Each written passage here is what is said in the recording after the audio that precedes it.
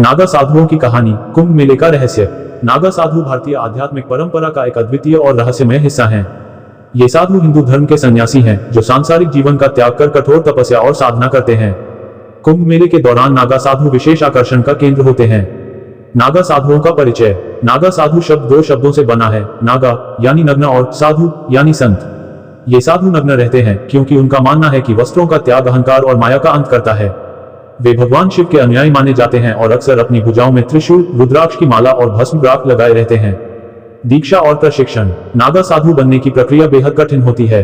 इसके लिए व्यक्ति को घर परिवार, धन संपत्ति और सांसारिक जीवन का पूर्ण त्याग करना होता है। दीक्षा के दौरान उन्हें कठोर तपस्या और विभिन्न योग साधनाओं का अभ्यास करना पड़ता है। दीक्षा प्रक्रिया में गुरु के मार्गदर्शन में वर्षों तक कठिन साधना की जाती है। कुंभ मेले में नागा साधु। कुंभ मेला नागा साधुओं के जीवन का सबसे बड़ा आयोजन है।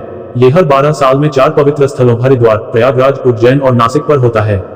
नागा साधु मेले की शोभा बढ़ाने वाले सबसे प्रमुख संत होते हैं। शाही स्नान। कुंभ मेले का मुख्य आकर्षण शाही स्नान है। नागा साधु कुंभ मेले में सबसे पहले पवित्र गंगा, यमुना और सरस्वती के संगम में स्नान करते हैं। उनका मानना है कि इससे आत्मा शुद्ध होती है और मोक्ष प्राप्त होता है। आकर्षण का केंद्र। नागा साधु अपनी नग्नता, भस्म से सने शरीर और अनुशासित जीवन शैली के कारण लोगों का ध्यान खींचते हैं। उनकी ध्यान और योग क्रियाएं लोगों को अध्यात्म की गहराई से परिचित कराती हैं। आध्यात्मिक महत्व। नागा साधुओं का जीवन तप, त्याग और भक्ति का प्रतीक है। वे केवल आत्मा की शुद्धि और ब्रह्मांड के साथ एकत्व के लिए साधना करते हैं। निष्कर्ष। नागा साधु भारतीय संस्कृति और धर्म के जटिल और गहन पहलुओं को प्रकट करते हैं।